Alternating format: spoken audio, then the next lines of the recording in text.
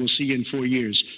We are going to make America strong again, and we are going to make America great again, and it has to start now. We cannot take 4 more years of Barack Obama, and that's what you get when you get her.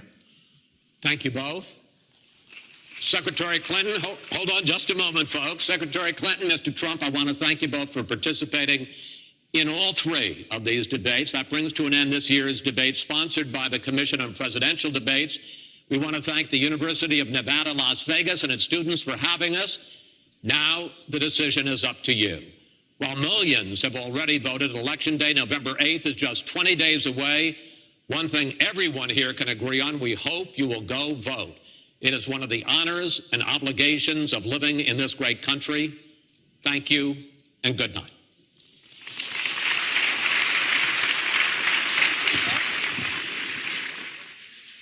The last final debate of this election season, Donald Trump and Hillary Clinton there on stage with Chris Wallace, host of Fox News Sunday. A fiery debate throughout, this time focusing a lot, much more like a traditional Republican-Democrat debate on policy issues.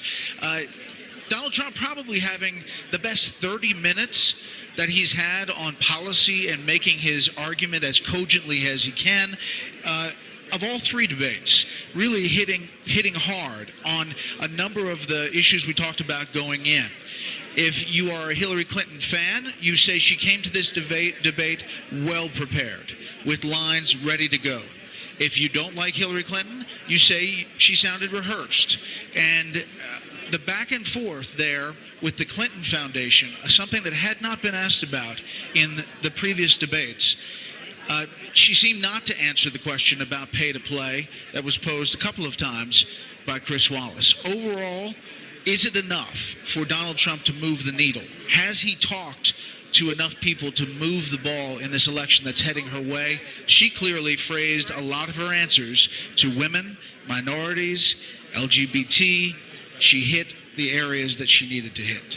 And Donald Trump, obviously in a stronger position in terms of that 90 minutes than we've seen him in previous debates. It was as if he had a crescendo over the past 3, starting off a little rocky, getting a little stronger, and then tonight I think you could say was easily his strongest performance of the 3, sparring with Hillary, not taking the bait every time she threw it, bringing up the emails, staying on the foundation, throwing back in her face the disclosures that we've learned over the past 2 days about Project Veritas and the role that the Democrats had in stirring up trouble at some of his campaign rallies, as we've been reporting on earlier this evening. He did draw open laughs in the room when he said that he respects women, and then he closed the debate out by muttering "such a nasty woman" about Hillary Clinton, which caught a lot of attention on social media. But by far the #1 most discussed issue on social media tonight was Donald Trump's unwillingness to accept the legitimacy of the results of this election, refusing to go so far as to say that he would accept them, saying, "I'll wait and see, I'll keep you in suspense," which had, I guess, the online equivalent of a jaw drop among many Republicans even, as sort of trouble he didn't need to stir up for himself and to take away from what was otherwise a fairly solid debate performance by Mr. Trump tonight. Well, considering that Governor Pence has said the exact opposite, and so did Ivanka Trump. Chris Wallace, a different type of moderator who kept the train on the tracks and did get in. He was definitely not a potted plant throughout this entire debate, as he promised he would not be. But the questions ranging on a host of policy issues that we really haven't covered in this election. So in that way, somewhat refreshing. I would say that's how it's done. He did great. I want to bring in our panel. Britt Hume, Dana Perino, Juan Williams, and Monica Crowley. Britt, your thoughts? Well, I think that there are 2 things that happen in a debate. One of them is the performance you put in the debate itself.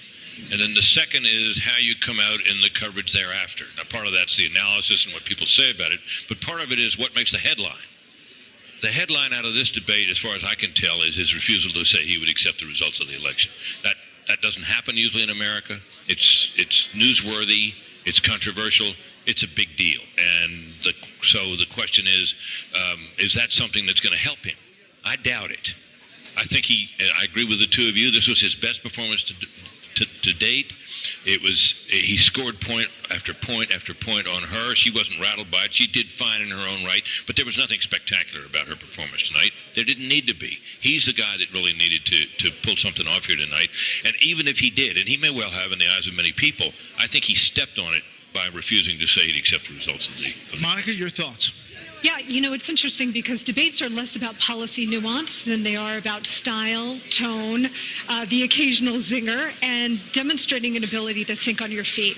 I think tonight both of these candidates went into this debate with certain missions. Donald Trump's was to project a sense of calm, level-headedness, rationality, and I think he projected that through his tone tonight. He needed to show voters that he is a safe choice if you are uncomfortable with Mrs. Clinton. He also needed to reassure responsible leadership. And to that extent, I think he accomplished his mission. Mrs. Clinton, because she cannot reassure on the honest and trustworthy aspect of her candidacy and personality. Well, that's not true. It was never called into question. I don't think he it was ever called called into illegitimate question. for years. I don't know anything you about worked that. for President George. He might have been criticized, but I have never, in terms of the way George W. Bush was treated, he was our president, he was my president. And I'm telling you, when you say that you will consider it, you'll think about it, to me, that's a showstopper. I don't know how you get past that. That's not in our American tradition. That's not the way we play politics. We should point out that Donald Trump is leaving, and we're getting word that he's not going to go to the spin room as he has done previously. Right. He is leaving the hall. I'm sorry. And just for the record, Al Gore, after the legal challenge was resolved, did not challenge the legitimacy of the president. That's what I'm saying to you. Right. Well, I thought you were saying Democrats, which is not true. Well, no, it's Al Gore. Right. Al Gore was the Democrat. He was the opponent. But to move on, I think that when we look at this, to come to the point that you and Brett were saying about his performance, I thought as specific when it came to the foundation issue, there were some issues where he pointed out that Hillary Clinton had to pivot quickly away from what he was saying because she was on unsteady ground. But when it came back to the issue of rigging, and, this election is rigged, and he was pushed by Chris Wallace, then pushed by Mrs. Clinton, ultimately he found himself in a corner where she said, that's a pattern of Donald's behavior. He has a dark vision in which everything is rigged, and ultimately even not winning the Emmy, and he joked, should have won it. I just think, again, it reveals to the viewer here that Donald Trump has a certain vision, and I'm not sure that what came across was that of someone who is presidential, which was a high bar, but a necessary bar for him to meet tonight. Dana. I agree he had a first strong 30 minutes, but I just don't think that's enough. I thought that on the economy, that on the place where he could have actually played the most offense, he went on tangents about NAFTA and NATO that had nothing to do with the actual question in hand and his particular strengths. I did think it was good when he talked about being on the campaign trail for the past year and that it's moved him, that he has seen some of that. Like, that's some of that grace and humility that Laura Ingraham was talking about before the debate started. But I also felt that Hillary Clinton knew exactly who she was talking to, especially on the issues of the Supreme Court, guns, abortion, immigration, and nuclear weapons. And at the very end of the debate, fine debate for him. Not stellar. He's not going to win any awards for it. But at the end, when he whispers, "What a nasty woman," I thought, there's another headline for you that you didn't need.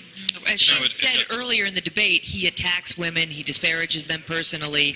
This was a point she started the debate with. And again tonight, he did a better job of scoring points on her than he did making the case for himself in the programs.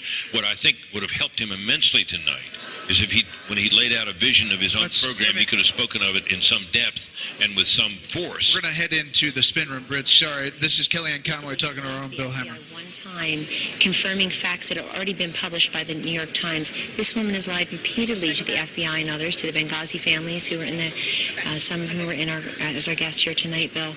And so I thought he really took the case to her and had her off balance.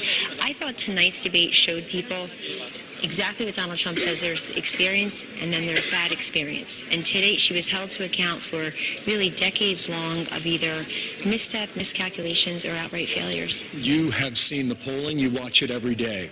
And you have seen the polling move away from you for the past 2 weeks. Do you think tonight stopped that slide? I do. I think you're going to see the polls tighten. If people were paying attention to that, and if the journalists who were privately telling me in my text and email that Hillary Clinton seemed off tonight and that it was Donald Trump's best debate if they actually honestly put that in print and on radio and TV, and they're the ones conveying the messages to those Americans who maybe did not see the debate firsthand, then yes, you will see the polls tighten. You told me before the debate started tonight that he was going to prosecute the last 30 years of Hillary Clinton.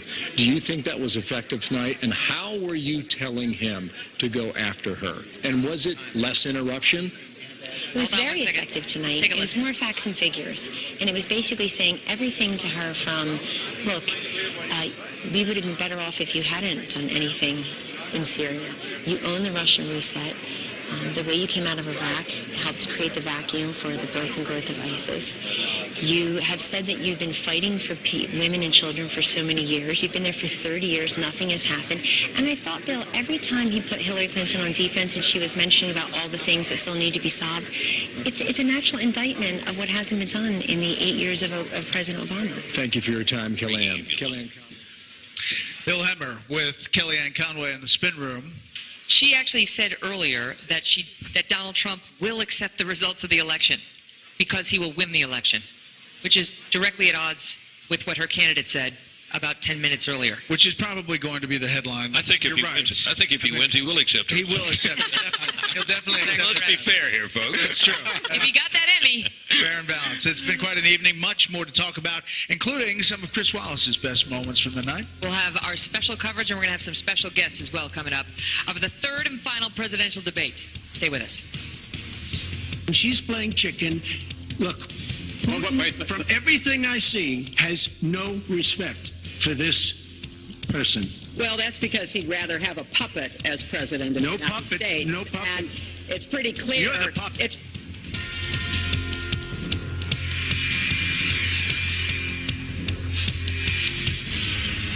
I'm sorry, Sergeant. I can't touch a gun. I think this is cowardice. Why do you still here? You were free to run into battle without a weapon to protect yourself.